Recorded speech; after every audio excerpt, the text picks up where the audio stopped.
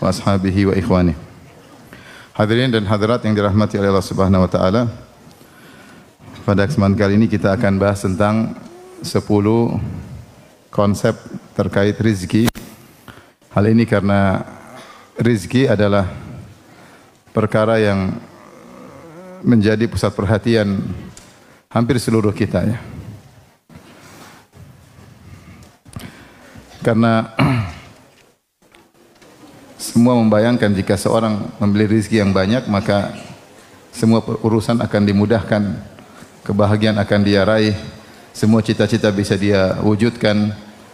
Maka orang-orang pada sibuk, ya, mencari rizki. Namun kita ketahui kenyataannya tidak semua orang mendapatkan rizki yang banyak. Ada yang dikasih banyak, ada yang dikasih sedikit, dan dan sangat banyak orang-orang ketika mendapatkan rizki yang sedikit kemudian dia selalu bersedih hati. Bahkan di antara mereka ada yang stres, ya.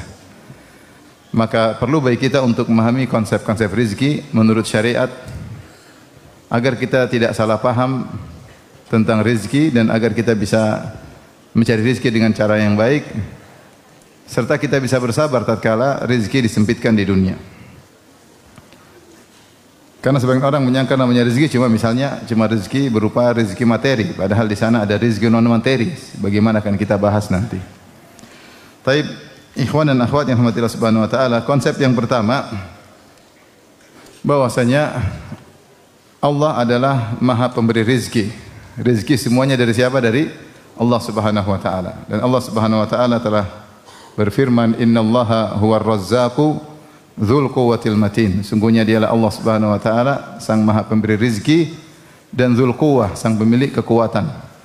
Dalam ayat ini, dalam surat Az-Zariyat ini, Allah menggabungkan antara Maha Pemberi rizki dengan dzul quwwah, sang pemilik kekuatan. Itu para ulama mengatakan di antara faedahnya digabungkan antara pemberi rizki dengan dzul quwwah, sang pemilik kekuatan. Maksudnya Allah Maha kuat ketika memberi rizki. Di antara bukti bahwasanya Allah Maha kuat dalam memberi rizki, yang pertama bahwasanya yang ditanggung rizkinya oleh Allah sangatlah banyak. Manusia saja miliaran, hewan-hewan mungkin entah triliunan. Jangan lupa ada golongan jin juga yang ditanggung rizkinya oleh Allah Subhanahu wa taala.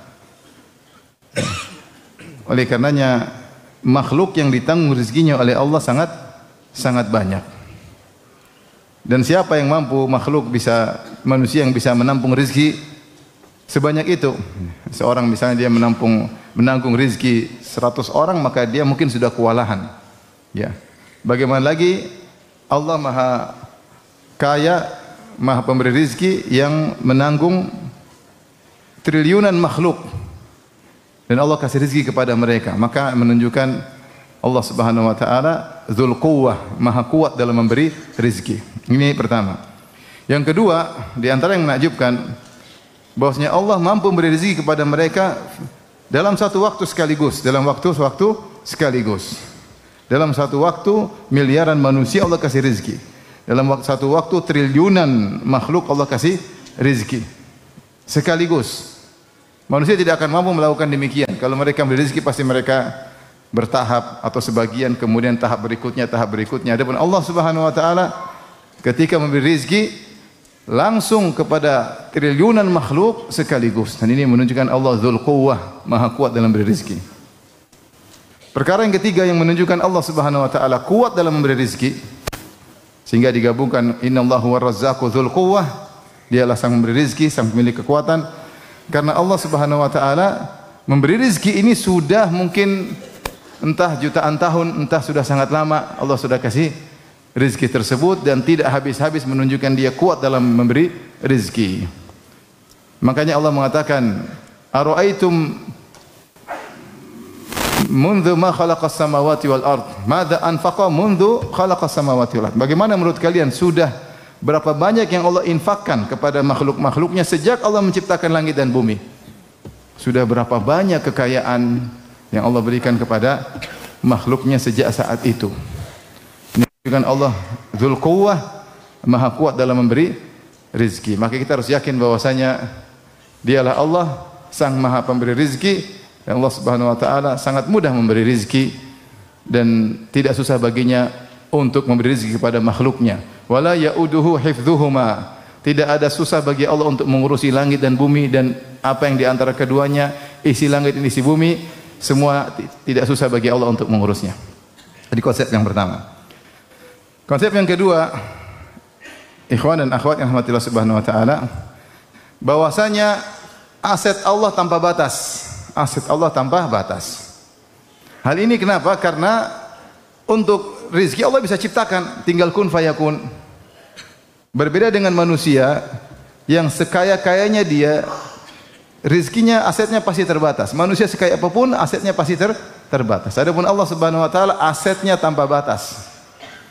Makanya dalam hadis Allah mengatakan, ya ibadi, lau anna awwalakum wa akhirakum wa insakum wa jinnakum kanu fi sa'idin wahidin fasa'aluni fa'ataitu kulla wahidin minhum minkum mas'alatahu ma naqasa dzalika min mulki syai'a. Kata Allah Subhanahu wa taala, wahai hamba-hambaku, seandainya kalian berkumpul dari awal sampai akhir, jin dan manusia, sejak Nabi Adam alaihissalam sampai manusia terakhir nanti menjelang hari kiamat, entah berapa miliar, entah berapa triliun, dikumpulkan semuanya.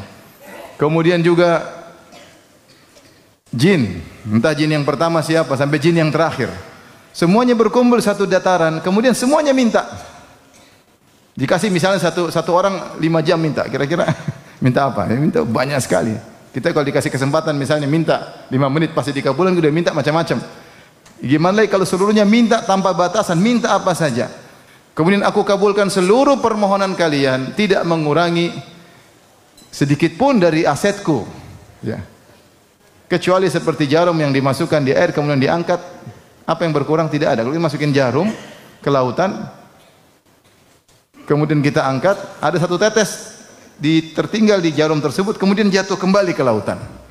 Ini menunjukkan mubalaghah bahwasanya tidak ada tersisa sedikit pun, tidak berkurang sedikit pun, karena Allah maha kaya.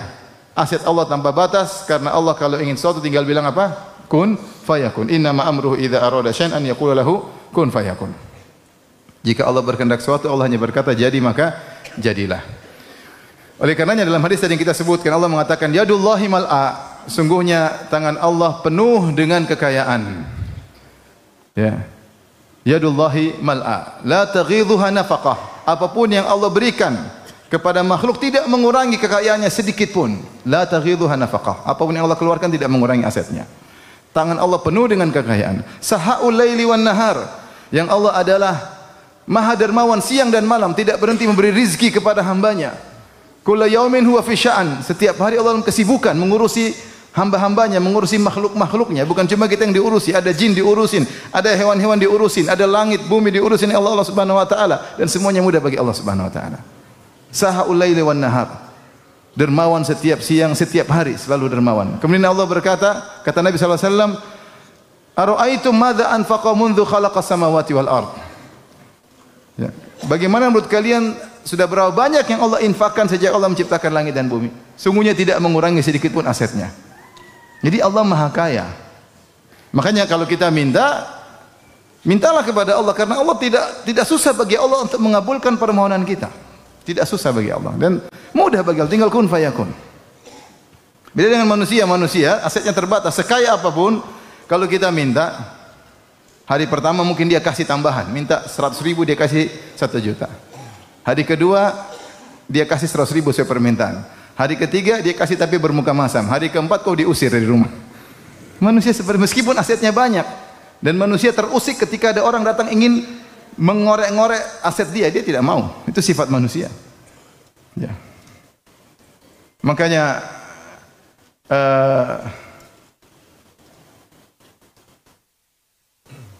kalau seorang semakin minta kepada Allah, justru Allah semakin senang, ya. Dikatakan oleh seorang penyair, la tas'alanna bunai Adam hajatan was'alil ladzi abwabuhu la tughlaqu. Jangan sekali-sekali minta keperluan kepada anak Adam, tapi mintalah kepada Allah yang pintunya tidak tertutup. Allahu yaqdabu hina tarakta su'alahu wa bunayya Adam hina sa'altahu yaqdabu. Allah murka kalau kau tidak minta kepada Allah Subhanahu wa taala. Adapun anak Adam, kalau kau minta kepadanya dia marah. Ini konsep kedua, bahwasanya aset Allah tanpa batas.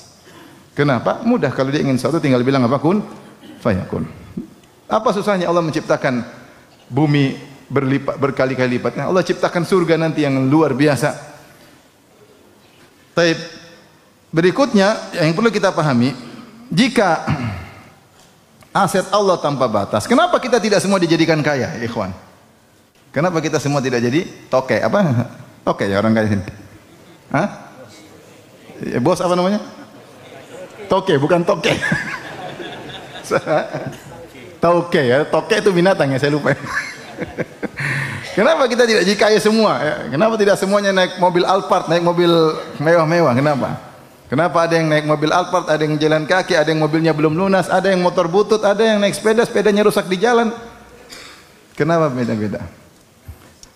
Karena kalau Allah mau kasih kaya semua mudah, tapi Allah punya hikmah di balik ini semua. Makanya Allah sebutkan dalam Al-Quran, dua hikmah yang Allah isyaratkan, tentu lebih daripada ini. Di antaranya yang Allah isyaratkan dalam Al-Quran, Allah berfirman, "Walau basatallahu rizqa li ibadihi labaghaw fil ard, walakin yunazzilu biqadari ma yasha." Seandainya Allah bentangkan rizki kepada hamba-hambanya, Allah kasih banyak-banyaknya, labaghaw fil ard, maka mereka akan melampaui batas. Manusia tidak kuat jika dikasih kaya. Allah berfirman, "Kalla innal insana la yatgha ar-ra'ahu istaghna." Sungguh manusia itu benar-benar akan melampaui batas tatkala dia merasa dirinya sudah kaya. Orang kalau sudah kaya, sombong dan angkuh, kita tidak bisa mengontrol diri kita. Bayangkan kalau antum dulunya naik sepeda, sepedanya butut, ya, antum insyaallah tawadhu ya. Terpaksa tawadhu ya. Tapi kalau antum naik mobil misalnya harganya 5 miliar, susah tawadhu, susah. Apalagi antum naik mobil sambil kacanya dibuka, waduh susah untuk apa? Tawadhu. Manusia berat, manusia tidak bisa mengontrol hatinya. Dia bilang saya kaya tapi saya tawadhu, susah. Maka dia mentang-mentang, maka dia melampaui batas, itu sifat manusia. Allah mengatakan kalau Allah bentangkan rezeki kepada mereka, la baghaw fil ard, maka mereka akan melampaui batas. Walaki yunazzilu biqadari ma yasha. Tapi Allah turunkan dengan kadar yang Allah kehendaki. Kita serah Allah Subhanahu wa taala. Wa in min syai'in illa indana khazainuh wa ma nunazziluhu illa biqadarin ma'lum. Sungguhnya setiap perkara kami punya asetnya, apapun Allah punya. Mau emas, mau perak, mau harta, apapun Allah punya. Wa ma nunazziluhu illa biqadarin ma'lum. Namun kami tidak turunkan kecuali dengan kadar yang Allah kehendaki. Jadi di antara hikmah pertama, Allah tidak jadikan semua orang kaya karena kekayaan menjadikan orang bisa melampaui batas. Ini kenyataan yang terjadi. Ada orang miskin tiba-tiba kaya, sombong angkuh pamer, disebut istilahnya OKB, orang kaya baru. Ada nggak di sini OKB? Orang kaya baru punya sedikit-sedikit sudah bikin status terus, baru kaya ya. Orang biasanya kalau udah lama kaya tidak begitu, ini baru udik-udik, baru pamer-pamer norak, itu biasanya OKB. Orang kaya apa? Baru. Tidak bisa mengontrol dirinya. Hikmah yang kedua yang diantaranya Allah isyaratkan bahwasanya dunia ini adalah dunia tempat ujian dan Allah Subhanahu wa taala menjalankan roda kehidupan dengan sistem yang ada, itu ada yang kaya dan yang miskin. Kalau semua kaya enggak akan jalan kehidupan di atas muka bumi ini. Kalau semuanya miskin juga tidak akan berjalan. Siapa yang memerintah, siapa diperintah. Makanya ada yang ditakdirkan sebagai si kaya dan ada yang ditakdirkan sebagai si miskin. Kata Allah Subhanahu wa taala, "Ahum yaqsimuna rahmata rabbik. Nahnu qasamna bainahum ma'isyatahum fil hayatid dunya wa rafa'na ba'dahum fawqa ba'dhin darajat liyattakhidha ba'dhum ba'dhan sukhriya." Kata Allah Subhanahu wa taala, kami yang mengatur di antara mereka kehidupan mereka, rezeki mereka, dan kami jadikan sebagian mereka lebih tinggi daripada sebagian yang lain dalam urusan rezeki. Buat apa? Liyattakhidha ba'dhum ba'dhan sukhriya, agar sebagian yang lain sebagian bisa menggunakan sebagian yang lain. Ada yang memerintah, ada yang diperintah. Masing-masing ada ujiannya. Ya. Ada yang kaya dengan ujiannya, yang miskin juga dengan ujiannya. Sehingga kalau orang bertanya, kenapa kita tidak semua kaya? Enggak, karena dunia ini ujian. Nanti kalau mau kaya semuanya di surga. Semua kaya, Allah ciptakan pelayan-pelayan, Allah apapun diminta akan dikabulkan, itu di alam lain. Sementara di dunia ini Allah ciptakan untuk apa? Ibtila, untuk menguji kita. Untuk menguji kita. Makanya Nabi mengatakan, "Inna dunya hulwatun hadirah." Sungguhnya dunia itu manis dan hijau. "Wa inna Allah mustakhlifukum fiha fayanzura kaifa ta'malun." Dan Allah menjadikan kalian berkuasa di atas muka bumi untuk melihat bagaimana kalian beramal. Itu untuk diuji. Untuk diuji. Baik. Ini konsep yang keberapa? Yang kedua. Kita lanjut konsep yang ketiga. Ikhwan, bahwasanya rizki itu bukan cuma di dunia saja. Ya. Rizki itu ada di dunia, di alam barzah, dan di alam akhirat setelah hari kiamat. Siapa yang membatasi rizki cuma di dunia saja, dan dia kebetulan ditakdirkan rizkinya sedikit, maka dia akan merasa sempit. Tapi kalau dia tahu rizki itu ada di alam barzah, ada juga rizki. Di akhirat juga ada rizki, maka dia mencari rizki dari rizki dunia dia cari, rizki alam barzah dia cari, rizki akhirat dia cari. Dan seharusnya seorang lebih fokus rizki akhirat, karena rizki akhirat akan digunakan selama-lamanya. Oleh karenanya jangan batasi rizki hanya di dunia saja. Allah menamakan di dunia rizki, tetapi Allah menamakan di alam barzah juga apa? Rizki. Seperti firman Allah Subhanahu wa taala, "Wala tahsabanna alladhina qutilu fi sabilillahi amwatan bal ahya'un 'inda rabbihim yurzaqun." Jangan engkau menyangka bahwasanya orang-orang yang terbunuh di jalan Allah mati syahid, mereka telah mati. Bal ahya'un, bahkan mereka hidup, yaitu di alam barzah. Yurzaqun, mereka dapat rizki dari Allah Subhanahu wa taala. Ternyata di alam berikutnya ada rizki. Kita dunia paling 60-70 tahun. Saya kemarin waktu ke Madinah dipanggil sama guru saya. Udah lama saya enggak ketemu, udah puluhan tahun saya enggak ketemu. Saya masih Syu'bah. Terakhir saya ketemu udah lama. Dia panggil saya. Saya salamin dia, kemudian kita ngobrol. Dia tanya, "Firanda, kenapa orang Indonesia umur 60-an udah pada mati? Kita kalau di Arab 80-an baru mati." Saya bilang mungkin kebanyakan makan gorengan, Syekh. Jadi kita ini nikmati dunia tidak lama, 60-70 udah dipanggil oleh Allah Subhanahu wa taala karena kita hobi makan apa? Gorengan, harga mati gorengan. Repot. Jadi kita harus sadar bahwasanya rezeki yang akan kita nikmati dunia tidak lama, tidak lama. 60-70 tahun. Jarang yang lewat 70 tahun. Tidak lama. Makanya semua kenikmatan dunia Allah namakan mata. Ya, dunia kulluha mata. Dunia seluruhnya adalah mata. Mataun qalil. Mata itu apa? Suatu kesenangan yang expired, yang akan habis. Maka disebut mata, dipergunakan kemudian selesai. Ada enggak di dunia yang dipergunakan tidak selesai? Semua mobil dipakai selesai, perabotan dipakai selesai, rumah dipakai rusak. Kalau enggak kita yang rusak dulu sebelum rumah yang rusak. Dan Rasulullah berkata, "Ad-dunya kulluha mata' wa khairul mata'id dunya al-mar'atu salihah." Dunia semuanya adalah mata, yaitu kesenangan yang akan selesai. Dan sebaik-baik kesenangan dunia adalah istri yang solehah. Istri solehah juga akan expire atau tidak? Expire atau tidak? Expire ya akhi. Entah ente expire di luar atau istri yang expire di luar. Selesai. Hidup cuma kesenangan ini cuma sementara. Maka silakan kita mencari rizki di dunia, tapi jangan lupa rizki untuk alam berikutnya. Alam berikutnya alam barzah, mungkin lama sekali. Seorang meninggal dunia, kemudian dia menanti hari kiamat. Bisa jadi sudah banyak nenek moyang kita sudah ribuan tahun di alam barzakh. Sampai sekarang masih dalam alam barzakh. Tunggu hari kiamat ditegakkan. Apa bandingannya antara alam dunia dan alam barzakh? Jauh sekali. Jauh sekali. Oleh karenanya cari rizki di alam barzakh. Yang lebih lagi cari rizki di alam akhirat. Allah sebutkan rizki. Seperti firman Allah Subhanahu wa taala, "Kullama ruziqu minha min thamaratir rizqan qalu hadzal ladzi ruziqna min qabl wa utubihi mutasyabiha." Dalam ayat ini Allah sebutkan rizki surga dengan rizki dunia. Setiap kali penghuni surga diberikan rizki oleh Allah Subhanahu wa taala berupa buah-buahan dan yang lainnya, mereka mengatakan hadzal ladzi ruziqna min qabl. Ini seperti rizki yang kami diberikan sebelumnya. Wa utubihi mutasyabiha, mereka diberikan yang mirip-mirip. Diberikan yang mirip-mirip tapi beda hakikat. Jadi Allah namakan nikmat surga dengan apa? Rizki. Allah namakan nikmat dunia dengan apa? Rizki. Taib. Oleh karenanya, ya, ketika istri-istri Nabi, ya, radhiyallahu taala anhunna, ya, mereka waktu itu minta tambahan dalam tanda kutip uang dapur, ya.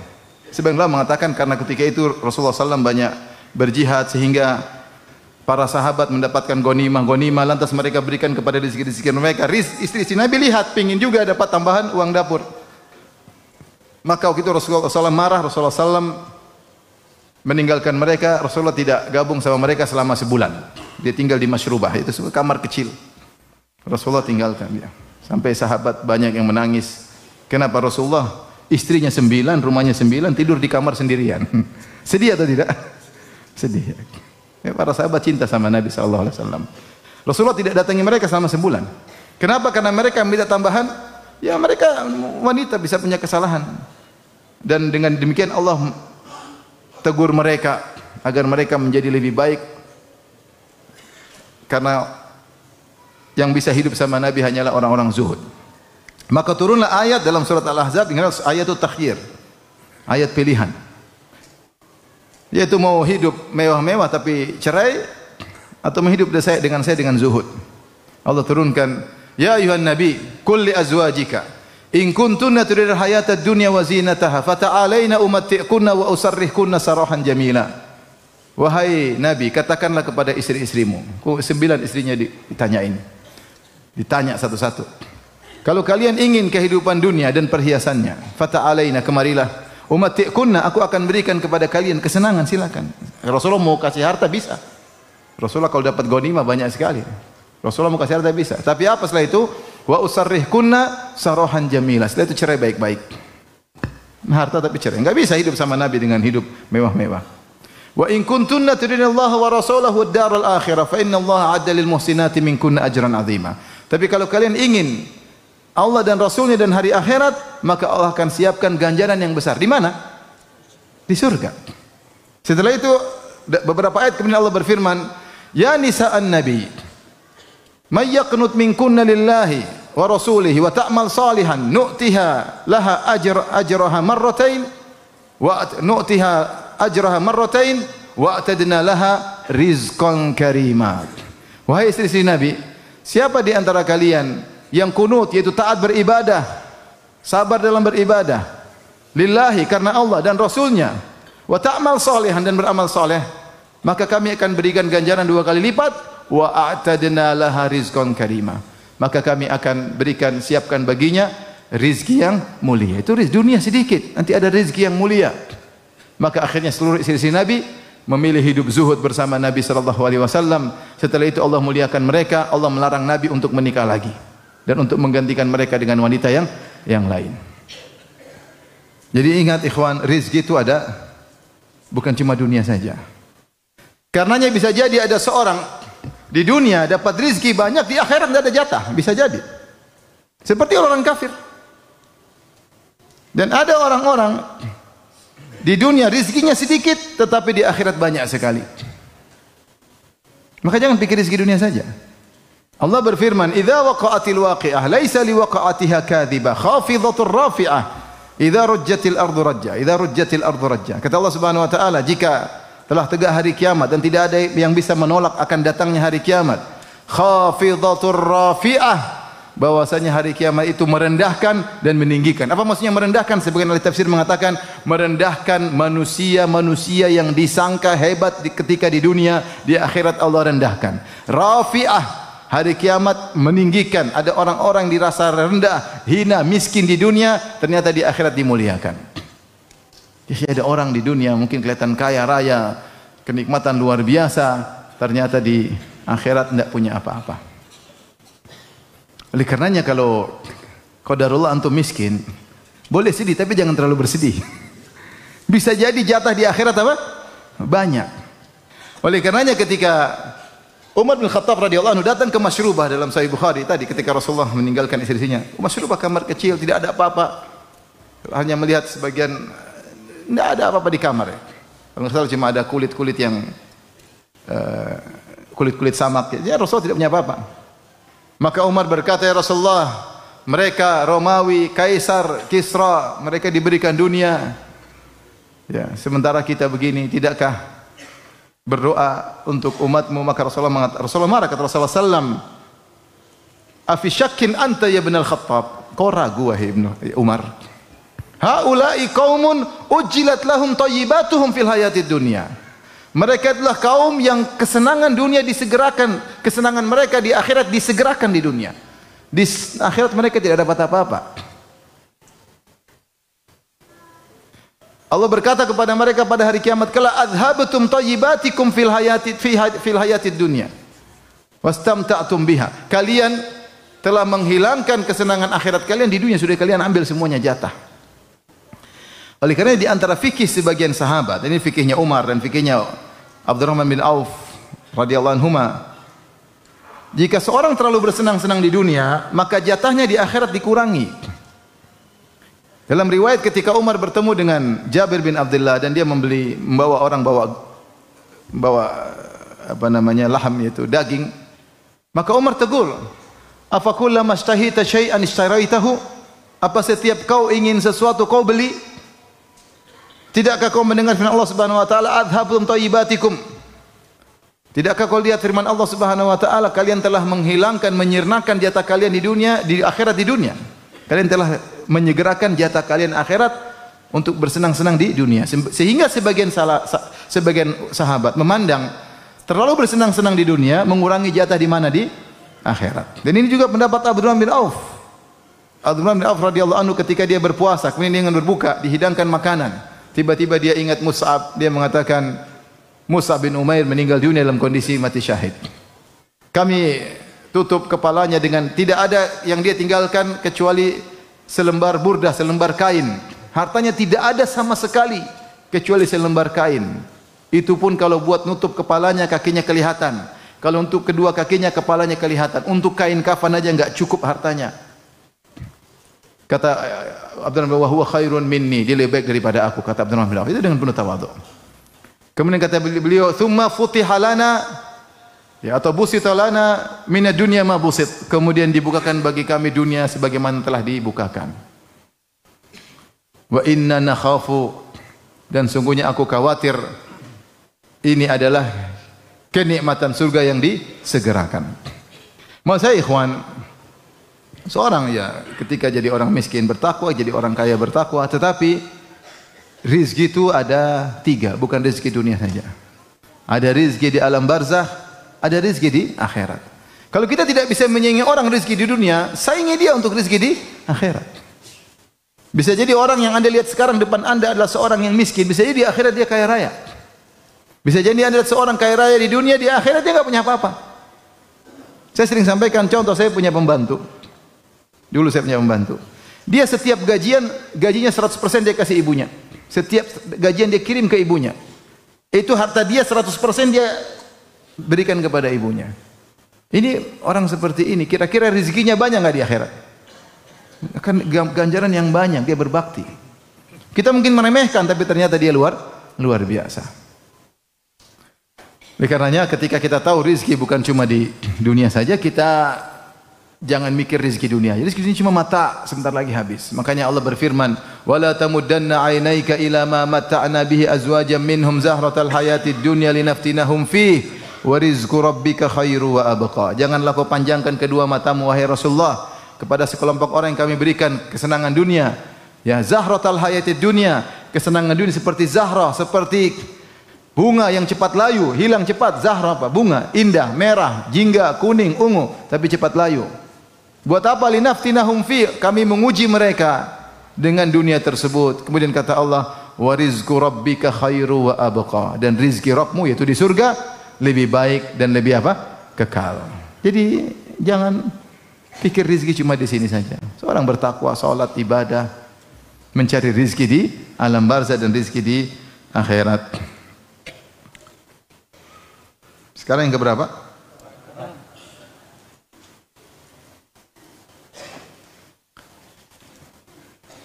Baik. Berikutnya ikhwan, bahwasanya Rizki tidak terbatas pada materi saja. Ini perlu kita perhatikan. Rizki tidak terbatas pada materi saja. Ya, kalau kita buka di kamus-kamus Arab, rizki itu yang bermanfaat bagi manusia. Ya. Dan ini juga pendapat Syekh Utsaimin rahimahullah, bahwasanya rizki itu sesuatu yang bermanfaat bagi manusia. Bermanfaat bagi manusia, baik badannya maupun rohaninya maupun agamanya. Itu semuanya apa? Rizki. Rizki secara umum ternyata terbagi menjadi dua, materi dan non materi. Materi dan non materi. Contoh rizki materi seperti apa? Seperti rumah, ya. Dapat rumah besar sebab kebahagiaan, bagus punya rumah besar, ya, punya kendaraan, ya. Ada makanan, minuman, ya. Non materi seperti apa? Kesehatan, sehat, ya. Non materi, kenyamanan, keamanan. Saya kemarin ketemu kawan dari Palestina, ya, dari kota Al-Khalil di Palestina, ya. Dia bilang, dia sekitar berapa bulan di Indonesia. Dia bilang, subhanallah, di sini orang tidak sadar bahwasanya mereka dalam kenikmatan yang luar biasa. Yaitu kenikmatan apa? Keamanan. Namun nikmat tersebut nikmat yang abstrak, yang non materi. Belum lagi kalau kita bicara non materi terkait agama, kita ngaji, kita sholat, baca Quran, nikmat ya akhi, nikmat luar biasa. Ya. Rumah tangga, ya. Banyak hal nikmat-nikmat non materi yang dirasakan. Apalagi seorang beriman kepada Allah, Allah akan berikan kebahagiaan. Makanya kata Ibnu Taimiyah rahimahullah taala, inna fid dunya jannatan man lam yadkhulha lam yadkhul jannatal akhirah. Di dunia ini ada surga. Itu kebahagiaan. Siapa yang tidak bisa masuk dalam surga dunia, dia tidak bisa meraih surga akhirat. Maksudnya apa? Kata Ibnu Taimiyah, orang beriman pasti bahagia. Apapun kondisinya dia pasti apa? Bahagia. Kalau dia tidak bisa bahagia di dunia, berarti di akhirat juga tidak bahagia. Ibnu Taimiyah mengucapkan begitu, bukan dia orang kaya, bukan dia orang senang-senang, dia di penjara berulang-ulang. Tapi dia merasakan kebahagiaan. Sebagaimana perkataan para sebagian salaf. Lau alimal muluk wa abna al muluk, ma nahnu alaihi minan naim lajaladuna alaihi. Seandainya para raja, para pangeran tahu tentang kebahagiaan yang kami dapatkan, itu rizki non materi, tentu mereka akan memaksa untuk merebut dari kami. Oleh karenanya orang kalau bertakwa, Allah akan berikan apa? Kebahagiaan. Ketahuilah ikhwan dan akhwat yang rahmati Allah Subhanahu wa taala, betapa banyak orang diberikan kebahagiaan, rizki materi, namun tidak dapat rizki non materi. Banyak orang kaya raya tapi hidup sengsara, narkoba, tidak ada ketenangan. Bahkan Allah sebutkan orang-orang munafik, tentang orang-orang munafik, kata Allah Subhanahu wa taala, ya. Fala tu'jibuka amwaluhum wala auladuhum. Innama yuridullahu liyu'adzibahum biha fil hayatid dunya. Janganlah engkau takjub dengan harta mereka dan anak-anak mereka.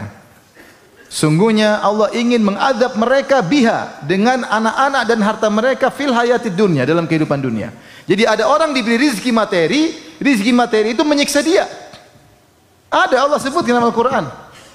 Dia dapat rezeki materi tapi dia tersiksa. Dia tersiksa. Buktinya banyak ya. Saya sering sampaikan, saya ketemu dengan ada non muslim, orang kaya punya properti, saya ngobrol di pesawat. Akhirnya ngobrol, saya bilang, "Bapak bagaimana sekarang? Apa yang Bapak, kesedihan yang Bapak rasakan?" Dia bilang, "Saya lagi sedih.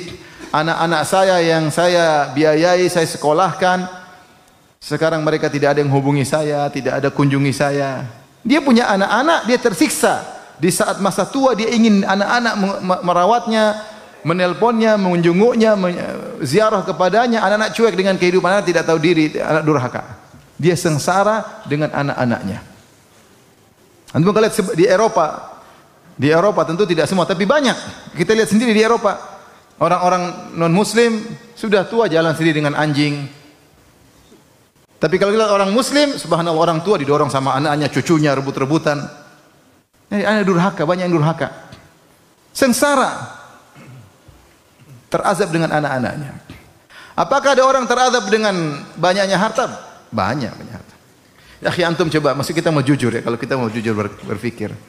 Kalau kita miskin, insya Allah jam 9 sudah tidur ya. Makanya makan apa? Makan sate Padang tidur selesai. Pagi-pagi makan lontong, udah selesai. Tapi orang punya perusahaan, masya Allah, dia mikir sana, mikir sini, banyak yang dia pikirkan. Perusahaannya, kalau ada inflasi dia mikir, kalau dolar turun dia mikir, pusing. Kalau mau lebaran bayar THR dia mikir, yang miskin-miskin terima THR senang, dia mikir bayar THR.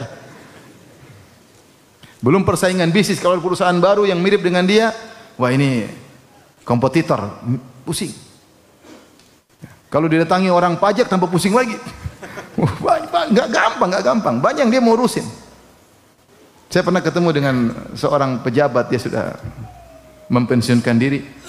Dia bilang, Ustaz, antum enak jam 8 jam 9 tidur. Kadang kami jam 2 baru mulai rapat, jam 2 malam.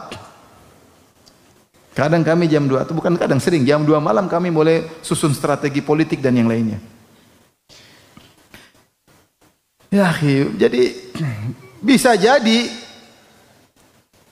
rizki materi yang didapatkan jika tidak digunakan sesuai dengan syar'i justru mendatangkan kesengsaraan.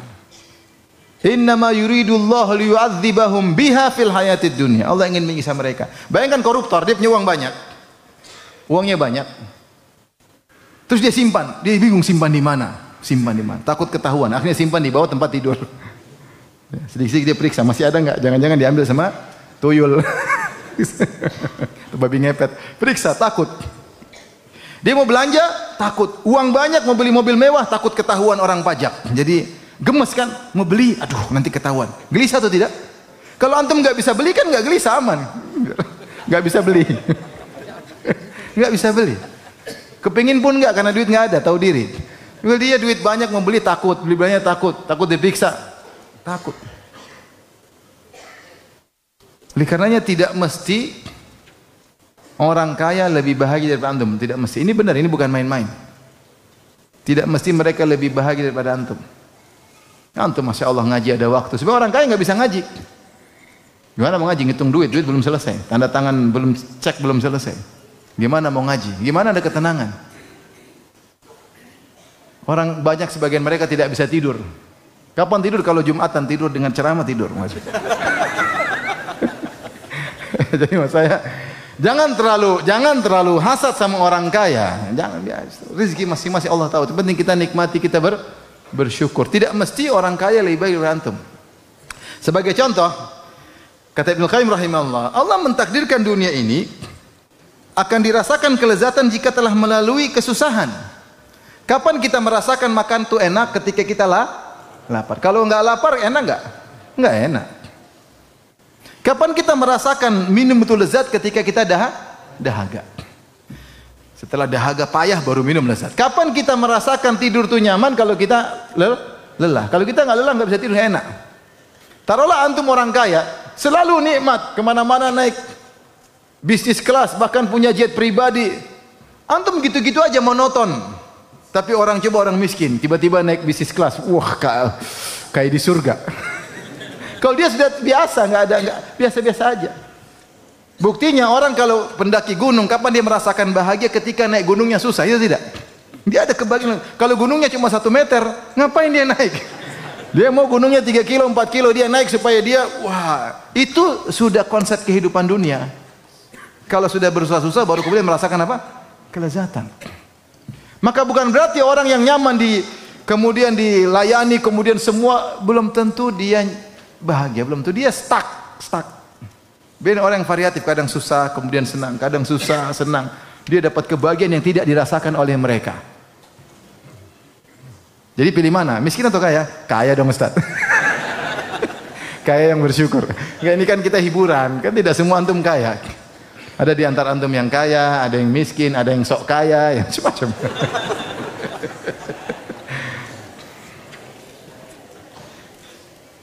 Baik. Maka bersyukur apa yang ada sehingga kita bisa bahagia. Sekarang yang keberapa? 6 apa 5? Ya sudahlah, hitung aja lah, anggap aja 6 ya. Biar cepat selesai. Baik. Rizki ada yang halal, ada yang haram. Ini beda dengan Mu'tazilah yang mengatakan rezeki hanya yang halal. Rezeki ada yang halal, yang haram. Makanya kita minta rizqan thayyiban. Habis salat subuh kita mengatakan apa? Allahumma nas'aluka ilman nafi'an wa rizqan thayyiban wa amalan mutaqabbala. Ya. Dan rizki yang halal atau haram ditinjau dari pertama, ditinjau dari zatnya, zatnya bisa halal bisa haram. Yang kedua ditinjau dari cara meraihnya, bisa halal bisa apa? Haram. Khamar zatnya haram. Babi zatnya apa? Haram, ya. Tapi ada rizki yang halal tapi cara mencarinya haram, ya. Korupsi, nipu orang, riba, judi, ini semua cara-cara yang haram. Yang ingin saya sampaikan ikhwan, ketahuilah kaidah menyatakan antum cari rizki dengan cara apapun, mau cara halal, cara haram, hasilnya sama, tidak berubah. Ini harus antum yakini. Rizki kita tidak berubah nominalnya. Dari kita lahir sampai kita mati tidak berubah nominalnya. Mau cari dengan cara halal, cara haram, hasilnya sama. Siapa yang bilang demikian? Nabi SAW. Nabi mengatakan, Inna ruhal qudusi nafatha fi raw'i anna nafsan lan tamuta hatta tastakmila rizqaha. Sungguhnya Jibril alaihissalam berikan wahyu ke dalam jiwaku, menyatakan bahwasanya tidak ada satu jiwa pun yang meninggal kecuali telah sempurna apa? Rizkinya. Kemudian kata Nabi, fa'ajmilu fi talab, maka carilah dengan cara yang baik. Khudhu mahalla wada'u maharum, ambil yang halal tinggalkan yang haram karena hasilnya sama saja. Hasilnya sama saja. Ajmilu fi talab ada dua makna. Pertama, ijmal, ada yang mengatakan kepada jamal, yaitu carilah dengan cara yang baik, jangan cari cara haram karena sama saja. Ada ajmilu fi talab, yaitu dengan ijmal, yaitu jangan ngoyo. Cari rezeki tapi jangan apa? Jangan ngoyo. Mau ngoyo enggak ngoyo sama saja hasilnya. Jangan sampai lembur kerja sudah 12 jam, lembur juga 12 jam. Kebanyakan ya. Kalau bisa hari 25 jam, 25 jam ya. Sama saja. Kelihatannya banyak sekarang, nanti berkurang karena ini, berkurang karena ini, hasilnya sama saja. Oleh karenanya, ini apa ini, azan ya? Ya azan ya. Oleh karenanya ketika seorang di depan dia ada cara yang haram, jangan dia tempuh. Di depan dia untung yang banyak, jangan tergoda. Kalau dia tidak ambil, Allah akan buka rizki dari jalan yang lain yang hasilnya sama, cepat atau lambat. Jangan tergoda. Haram tinggalkan, syubhat tinggalkan. Allah akan buka dengan cara yang lain. Kalaupun dia dapat yang haram tersebut, Allah akan ambil dengan cara Allah Subhanahu wa taala yang dia tidak sadari. Masalahnya, meskipun nominalnya sama, hasilnya sama, kalau antum ambil dengan cara yang halal, antum selamat di akhirat. Kalau antum ambil dengan cara yang haram, antum binasa di akhirat. Oleh karenanya rezeki yang haram halal nominalnya sama saja. Tapi azan aja dulu.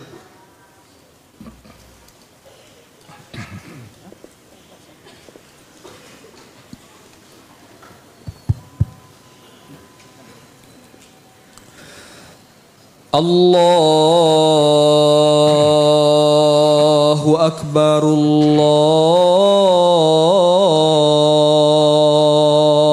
Allahu Akbar, Allahu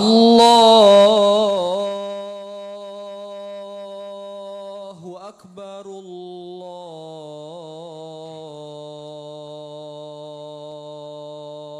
Akbar. Ashhadu an la ilaha illallah. Ashhadu an la ilaha illallah.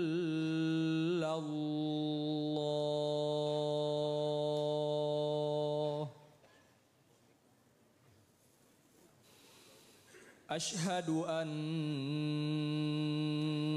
Muhammadar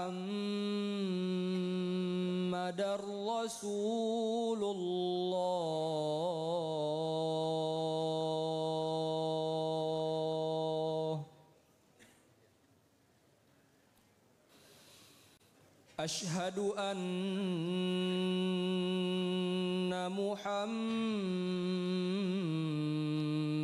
Rasulullah.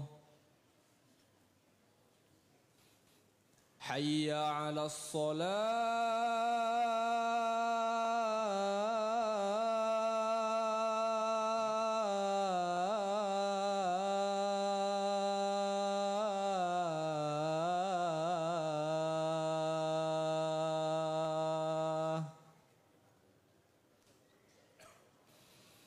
Hayya 'alas shalah.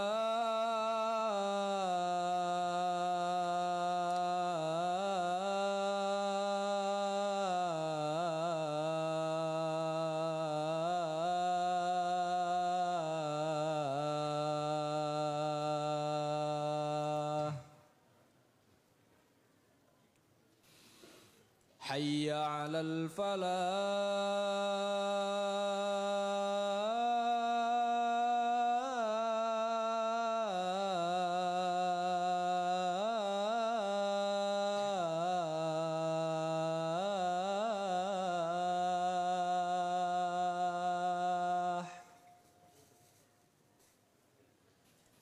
Hayya 'alal falah.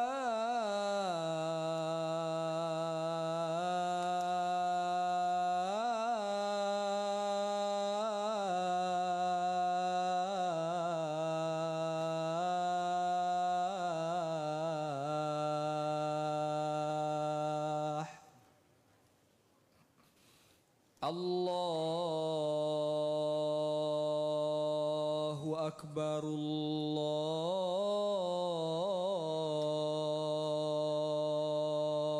akbar. La ilaha illallah.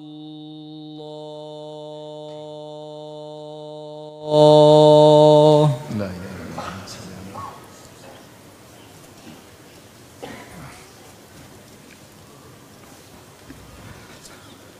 Kita lanjutkan, ikhwan dan akhwat yang rahmatillah subhanahu wa ta'ala. Kalau kita mendapatkan rezeki dengan cara haram, musibah pada hari kiamat kelak. Rasulullah SAW bersabda, lan tazula qadama abdin hatta yus'al an arba'. Tidaklah bergeser kedua kaki seorang hamba pada hari kiamat, yaumul qiyamah. Itu bergeser menuju surga atau neraka, sampai dia ditanya dengan tentang 4 perkara. Di antaranya an malihi, tentang hartanya. Min aina iktasabahu wa fima anfaqah. Dari mana dia dapatkan dan ke mana dia habiskan. Makanya ada yang tawar kepada kita misalnya, Ustaz, ada yang bilang, saya enggak siap dihisab. Saya tidak siap dihisab.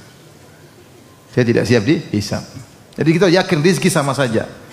Disebutkan, dikisahkan, ada seorang salaf yang dia ketika mau ke masjid atau ke suatu tempat, dia nitip pelananya kepada seorang, dia titip pelananya, suruh dijaga, kemudian dia melakukan keperluannya, hajatnya, kemudian dia balik. Ketika dia balik, ternyata pelana tersebut hilang. Maka dia suruh orang untuk beli pelana di pasar. Maka ada orang belikan dengan harga 2 dinar kalau tidak salah ya. Nanti dengan harga tertentu, kemudian dibawalah pelana tersebut kepada orang salaf ini. Kemudian mengatakan, subhanallah, ini pelana saya yang hilang. Ya. Saya tadi bermaksud, kalau selesai ini saya mau kasih hadiah kepada orang ini 2 dinar. Tapi dia tidak ingin mengambil dengan cara yang halal. Ternyata dia curi, dia jual, dia juga dapat 2 dinar. Subhanallah. Jadi mau cara baik, cara halal, cara haram, tetap berapa? 2 dinar. Ini harus kita yakin. Ada kawan punya proyek terkait dengan pemerintah, kemudian sebagian oknum akhirnya memaksa harus diberikan bagian jatah.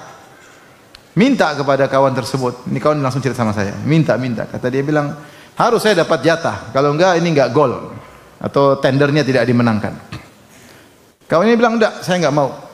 Kalau enggak, ya sudah enggak apa-apa. Enggak usah. Meskipun proyeknya mungkin ratusan miliar. Enggak, kalau enggak mau. Akhirnya kawan enggak ambil. Dia enggak ambil. Akhirnya proyek hilang. Untung banyak hilang, ada masalah. Ternyata dia ambil kontraktor lain. Ngerjain enggak bisa. Nggak bisa. Akhirnya kawan dipanggil lagi, dikasih proyek tanpa ada korupsi. Subhanallah. Kalau itu rezeki kita tidak bakalan lari. Kalau tertutup pintu ini akan terbuka pintu yang lain. Allah punya cara, tinggal kita yakin. Maka ikhwan, kalau ada tawaran haram jangan diambil. Syubhat aja kalau bisa tinggalkan, tinggal. Haram apalagi jangan ambil. Rezeki sama aja, yakin rezeki sama aja. Kalau tutup pintu ini akan dibuka pintu yang lain oleh Allah Subhanahu wa taala. Baik, sekarang kaidah yang konsep yang berapa? Ya, terserahlah berapa ya. Ketahuilah bahwa banyaknya rizki bukan pertanda Allah mencintai seorang hamba. Kalau banyaknya rizki tanda cinta Allah kepada seorang hamba, tentu orang kafir berarti dicintai oleh Allah Subhanahu wa taala. Rizki bisa diberikan oleh Allah kepada orang yang Allah cintai dan juga kepada orang yang Allah tidak cintai. Ya. Makanya Allah mengatakan, ya, فَأَمَّا الْإِنسَانُ إِذَا مَا ابْتَلَاهُ رَبُّهُ فَأَكْرَمَهُ وَنَعَمَهُ فَيَقُولُ رَبِّي أَكْرَمَنِ وَأَمَّا إِذَا مَا ابْتَلَاهُ فَقَدَرَ عَلَيْهِ رِزْقَهُ فَيَقُولُ رَبِّي أَهَانَنِ كَلَّا. Adapun manusia kalau dilapangkan rezekinya, dia mengatakan Rabbi akraman, Allah telah memuliakan aku. Adapun jika dia diuji, disempitkan rezekinya, dia mengatakan Rabbi ahanan, Allah telah hinakan aku. Kata Allah, kalla, tidak demikian. Demikian. Rizki bukan menunjukkan cinta Allah kepada seorang. Bisa jadi orang dicintai, sangat cintai Allah, tapi dia miskin. Contoh siapa? Contoh sederhana, misalnya Uwais Al-Qarani, miskin. Padahal Rasulullah mengatakan khairut tabi'in Uwais Al-Qarani. Miskin.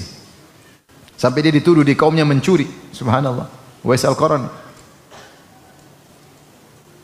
Tetapi kalau orang diberi rizki, ternyata rizkinya dia gunakan untuk dekat kepada Allah, itu tanda Allah cinta sama dia.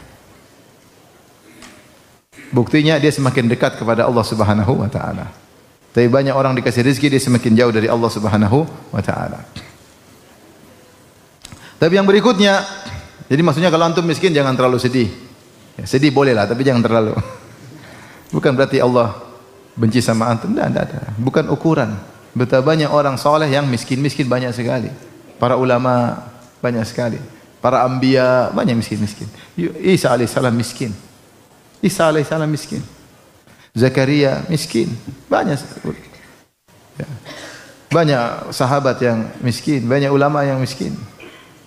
Jadi kalau pas Allah mentakdirkan kita rezeki sedikit, Allah lebih tahu apa yang maslahat bagi kita.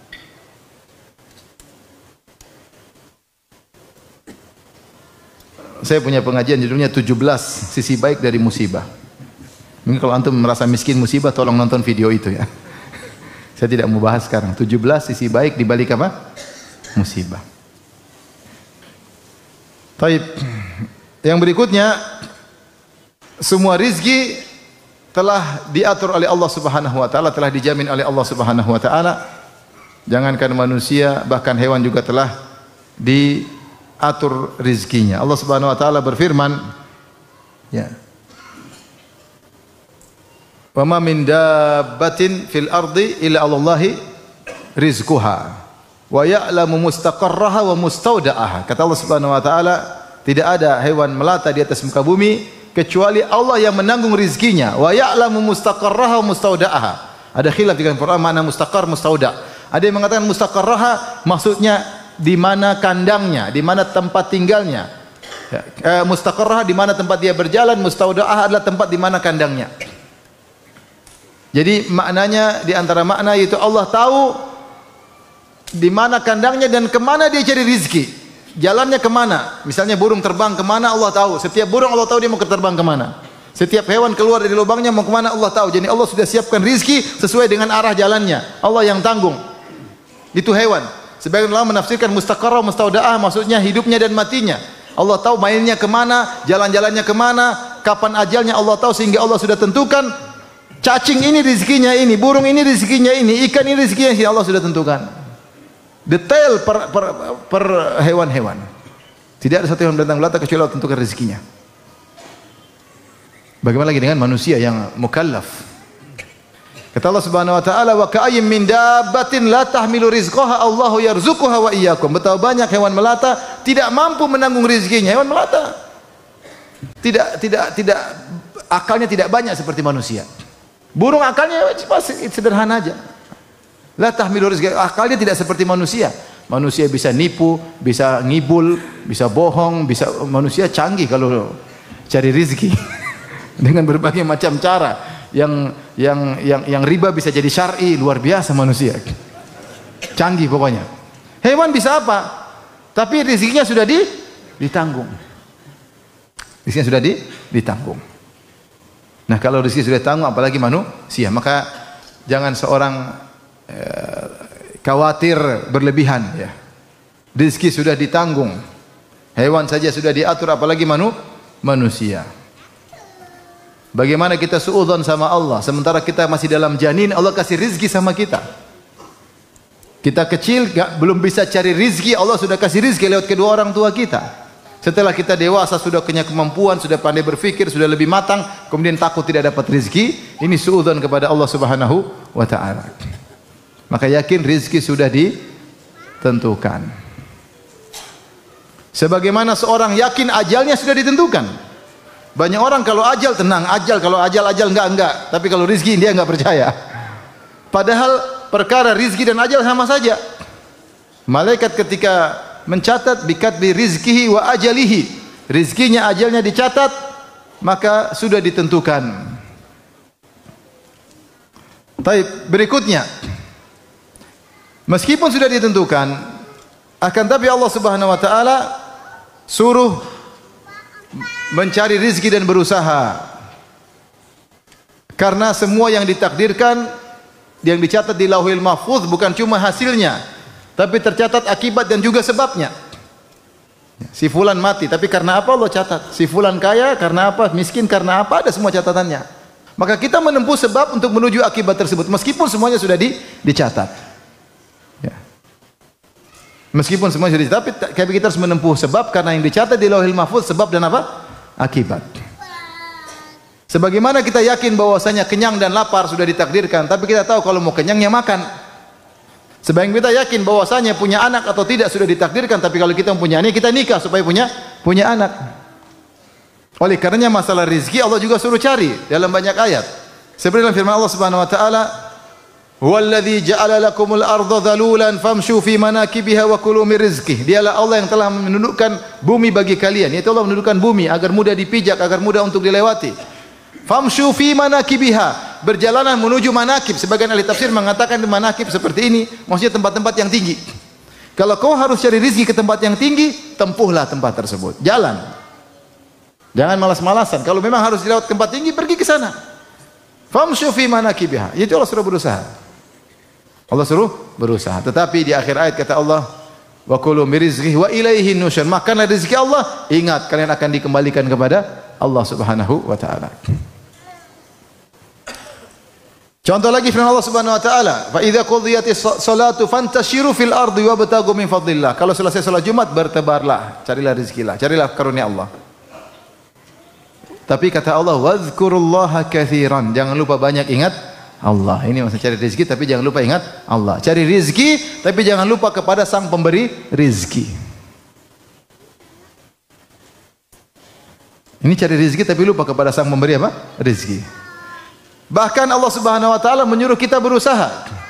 Wa huwallazi sakhkhara al-bahra wa sarlakum huwallazi sakhkhara al-bahra litakulu minhu lahman tariyya wa tastakhriju minhu hilyatan talbasunaha. Dialah Allah yang telah menundukkan lautan bagi kalian agar kalian bisa makan daging segar. Mancing, Allah suruh mancing. Bukan cuma mancing aja, wa tastakhriju minhu hilyatan talbasunaha, untuk kalian ambil mutiara, berarti kan perlu menyelam usaha. Berarti Allah suruh usaha. Jadi rezeki diraih dengan apa? Usaha. Berusaha.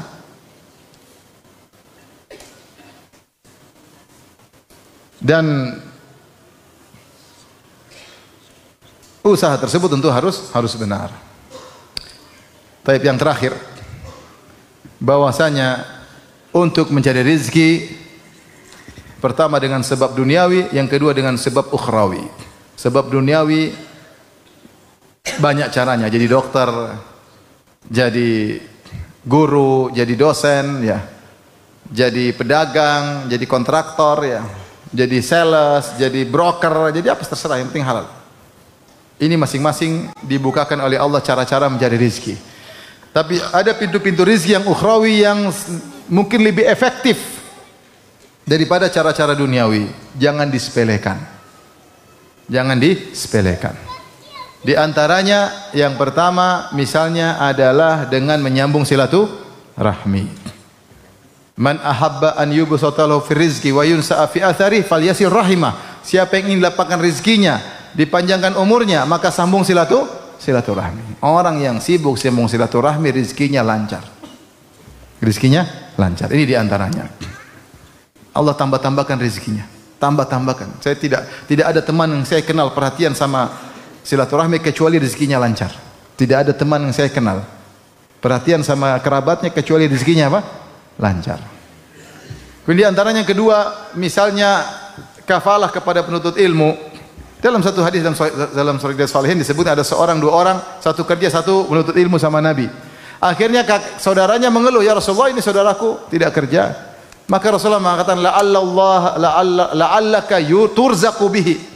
Kata Nabi, bisa jadi kau dapat rezeki gara-gara dia, lewat dia. Bisa jadi kau dapat rezeki lewat apa? Lewat dia. Jadi karena kau ngurusin dia nuntut ilmu, kau dapat rezeki lewat dia. Dalam hadis juga, saya lupa lafalnya tapi maknanya, Allah Subhanahu wa taala memberikan rezeki pada suatu kaum lewat kaum yang lain. Jika mereka terus menafkahi kaum tersebut, maka mereka terus diberi rezeki oleh Allah. Jika mereka tidak mau, Allah akan ganti dengan kaum yang lain. Subhanallah. Di antara nasihat yang pertama kali ketika sampai Madinah, saya tidak lupa tentang guru saya itu cerita. Dia bilang ada seorang selalu kalau dapat rezeki dia kasih ke orang lain. Dia kasih. Sampai teman-temannya tegur, ente dapat rezeki kasih-kasih orang. Kata dia, saya punya kebiasaan sama orang, Allah punya kebiasaan sama saya. Kebiasaan saya kalau saya dapat rezeki saya kasih, kebiasaan Allah kalau saya kasih saya dikasih lagi sama Allah. Kalau saya rubah kebiasaan saya terhadap orang, saya takut Allah rubah kebiasaannya. Terkadang seorang hanya mengkafalahi mungkin anak yatim satu orang dua orang, ternyata Allah buka rezekinya banyak. Uang yang dia keluarkan untuk anak yatim tersebut tidak seberapa dengan keuntungan yang Allah berikan di dunia, tidak sebanding. Tapi ternyata ini adalah pintu untuk buka rezeki yang banyak. Terkadang seorang silaturahmi cuma kasih sedikit, tapi ternyata Allah ganti dengan sangat banyak. Ketika dia ikhlas kepada Allah, dia tidak mencari dunia, tidak mencari sanjungan, tidak mencari pengakuan dari orang, Allah ternyata kasih rezeki yang banyak. Yang menakjubkan, saya punya teman-teman kerja sama orang kafir. Orang kafir terus meyakini, dia mengatakan, ini fulan, kaum muslim, ini bantu sana anak yatim. Dia pingin biar usaha kita, perusahaan kita apa? Baik, bantu anak yatim. Sebab orang kafir yakin. Pokoknya kau bantu anak yatim, rezeki kita apa? Perusahaan kita dijaga oleh Tuhanmu atau Tuhanku, terserahlah. Maksud saya dia percaya itu. Menakjubkan ya. Oleh karenanya benar usaha duniawi tidak kita sepelekan, kita kerjakan, tapi usaha ukhrawi ini sangat penting. Di antara usaha ukhrawi agar kita mendapat rezeki, tawakal. Kata Ibn Rajab Al-Hambali, tawakal yang kuat dengan sebab yang sedikit rezeki banyak. Lau annakum tatawakkaluna 'ala Allahi haqqa tawakkuli la razaqakum kama yarzuqut tayr taqdu khimasan wa taruhu bitana. Kalau kalian bertawakal kepada Allah dengan tawakal yang benar, Allah akan kasih rezeki kepada kalian sebagaimana Allah beri rezeki kepada burung. Dia terbang di pagi hari perut kosong, balik di sore dengan perut kenyang. Oleh karena ketika sebagian ulama mensyarah hadis yadkhulul jannah qaumun afidatuhum ka afidati tayr, masuk surga suatu kaum yang hati mereka seperti hati burung. Banyak ulama menafsirkan yaitu burung tawakalnya tinggi. Tawakalnya tinggi. Dengan modal kemampuan yang sedikit, dengan akal yang terbatas tapi rezekinya lancar, dia terbang, dia bertawakal, perut kosong dia pulang bawa makanan kasih anak-anaknya. Maka terkadang seorang agar rezekinya mudah, dia bertawakal kepada Sang Maha Pemberi rezeki. Dia tahu bahwasanya rezekinya bukan dari bosnya, bosnya cuma dari Allah, cuma lewat bosnya. Dia tahu bahwasanya konsumen bukan dari konsumen rezekinya, tetapi Allah kasih dia lewat konsumen yang membeli darinya. Fabtagu indallahi rizq. Kata Allah, carilah di sisi Allah rizkimu. Carilah di sisi Allah. Jadi carilah rizki dari Sang Maha Pemberi rizki. Demikian saja ikhwan kajian kita. Semoga Allah Subhanahu wa taala memberikan kepada kita rizki yang halal di dunia, di alam barzah, terlebih lagi di akhirat kala amin ya rabbal alamin. Baik, kita buka tanya jawab.